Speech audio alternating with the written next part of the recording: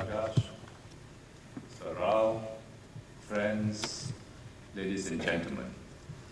I last addressed the CII at its centenary celebrations in January 1995 in Kolkata. I'm happy to see my friends again. The arrival of the new millennium finds more of the world's population living in good health and prosperity and secure from territorial aggression than at any other moment in history. Yet, more of the world's people live in poverty and despair. As some celebrated the dawn of the new millennium with much joy and anticipation, for others, it was just another grim moment in the struggle for survival. But this common moment of celebration and struggle was linked by far more than a change of dates. Technology and the flow of information, people and goods across the borders at an unprecedented rate have woven our societies into a world wide web, bringing our people closer together than ever before. The forces of globalization have resulted in an unprecedented expansion of economic activity and wealth. Powered by relentless technological advances, they will continue to drive the expansion in world trade and international capital flows. They have opened up sectors and countries which were previously considered closed. And this process is accelerating. Just last week, Time Warner, the world's largest media and entertainment company, and America Online, the world's biggest online company, announced their multi-billion-dollar merger. The purchase of a traditional media company by an online company epitomizes the merging of the new economy with the old. The rules of the game are being rewritten. Every industry will be reshaped as both internet firms and the traditional bricks and mortar companies search for new growth opportunities and an edge over their competitors in an increasingly competitive marketplace. Globalization is a powerful vehicle for economic growth, but to many, it is also a process that threatens economic and social stability, challenges national sovereignty, and erodes local culture and tradition. The increase in the size of the globally contestable economy reduces the control of nation-states. A globalized village cuts across national boundaries, not only economically, but also through a multiplicity of social and political circles, communication networks, and business relations. Indeed, one of the gravest challenges of the new century is to reconcile the impact of globalization with traditional political thinking based on the nation state. It is therefore not surprising that we have begun to see some backlash against globalization. The financial crisis in Asia, for example, raised doubts about the benefits of free capital flow. Capital funds which have driven much of Asia's growth in the past decades left abruptly in 1997, wreaking much economic, social, and political havoc. Public confidence over globalization, at least in certain quarters in Asia, turned to doubt. Globalization is also increasingly subjecting domestic regulations to international codes of behavior. Governments and citizens alike feel threatened by the impact of globalization on their cultural values and even national identities. In fact, some countries, such as France, have suggested that the world should recognize the special role played by cultural goods and services in societies and the right of governments to preserve and promote cultural diversity. Evidently, globalization is bringing about a new generation of disputes which go beyond pure economics. They will typically be about domestic regulations that have impact beyond national borders. Classical trade issues particularly those concerning goods, will no longer hold the key to future trade liberalization.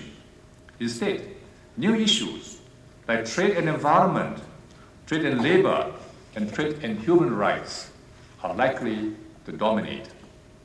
Trade battles will increasingly be fought on how far countries should accept foreign standards on domestic policy in sensitive areas such as investment, labor, food safety, or environmental protection, supposedly in the name of free or fair trade. The recent WTO meeting in Seattle witnessed the reluctance of many economies to allow the forces of globalization to dictate national policies. Agriculture, investment, competition policy, environment, and labor were among the key contentious issues that contributed to the breakdown in negotiations. The anti-globalization forces have thus claimed victory in the Seattle debacle. They are energized. They will fight further free trade initiatives. But in reality, the outcome in Seattle hurt everybody, particularly the developing countries. These countries are denied enhanced market access into developed economies. Whether Seattle is merely a pause in the long march towards open markets or a turning point that marks the beginning of the end of open markets remains to be seen. If it is the latter, we may see a rolling back of our past efforts to reduce trade barriers and to encourage greater cross-border trade and investment flows. If member countries do not redouble efforts to address the failure of Seattle, the survival of the multilateral trading system could also be threatened. The economic order underpinned by the rule-based multilateral trading system has been the foundation of economic growth and prosperity over the last half-century. If the WTO is now perceived to be incapable of undertaking further trade liberalization and enforcing compliance, countries will pursue alternative arrangements.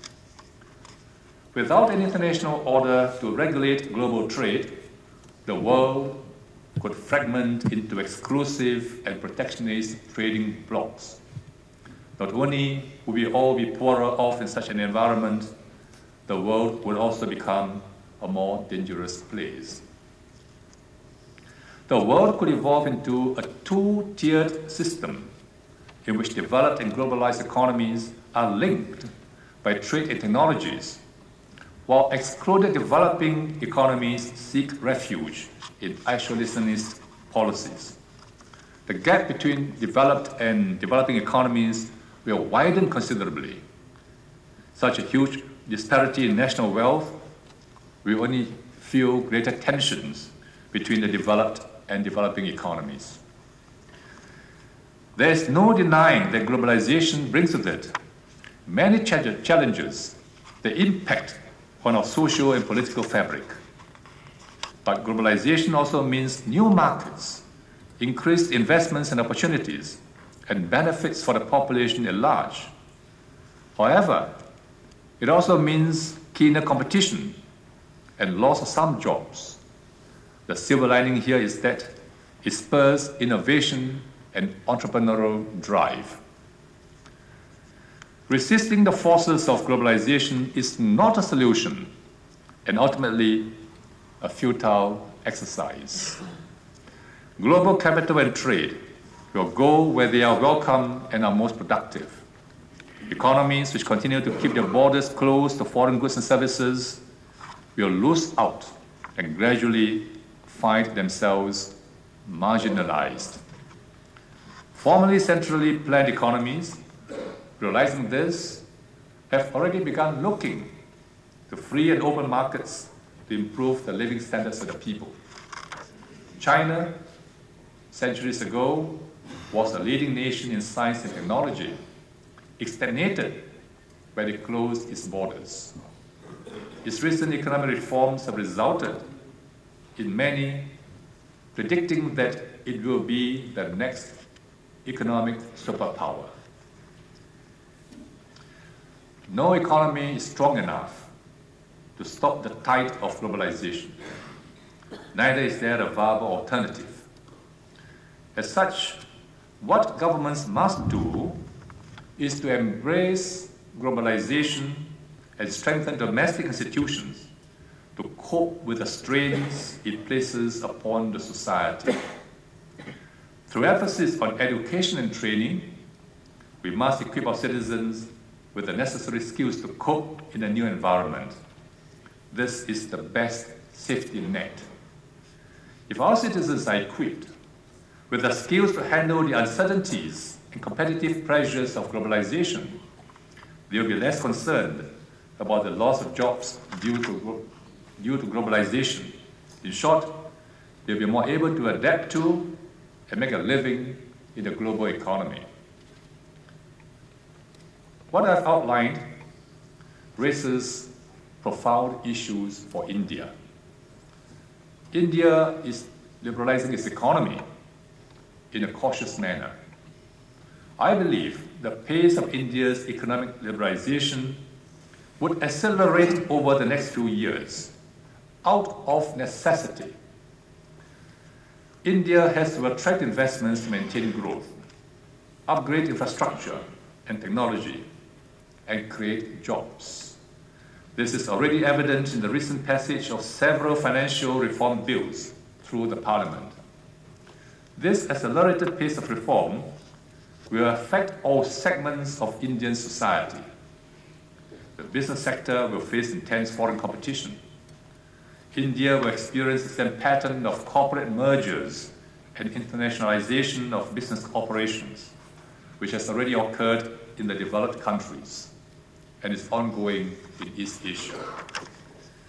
India's corporate sector must prepare for this now. I believe that when India liberalizes its economy and plugs itself into the global network, it will fulfill its vast economic potential. New wealth and new jobs will be created. The success of India's computer software industry is testimony to what India can achieve via an outward-oriented and competitive industrial sector. The mobility of Indian professionals and the benefits they reap for their country and families in India is an overlooked fact in the globalization debate here. In Singapore, globalization is not a choice, it is a necessity. We are a small economy of 3 million people with neither natural resources nor hinterland. By riding the wave of globalization, Singapore has eradicated poverty and raised the standard of living of its people. Singapore has and will continue to rely on market forces and the free flow of capital and trade to plug itself into the global economy. We will also continue to strengthen our economic linkages with the global markets. For example, for the manufacturing and services sector, we have launched a new initiative that aims to build Singapore into a vibrant and robust global hub of knowledge-driven industries. We will build capabilities in major clusters such as electronics, chemicals, engineering, IT, communications and media, logistics, and education and healthcare. Our new competitive edge would be in our ability to apply skills and knowledge to create value and wealth for companies in Singapore. Despite the Asian crisis, we have also liberalized our financial markets and regulatory structure. We have changed policies to give fund management companies greater access to domestic funds, develop the debt market, demutualize and merge the exchanges, overhaul corporate governance, and introduce risk-focused supervision and inspection of financial institutions. We believe that the liberalization of the banking system is the best way to upgrade the industry, develop robust local banks, and enhance our role as an international financial center. For services where the government has traditionally been the sole provider, we have commenced a program of corporatization and privatization to subject the provision of such services to competition and market discipline. We have already liberalized the telecommunications sector and are in the process of opening up the power sector.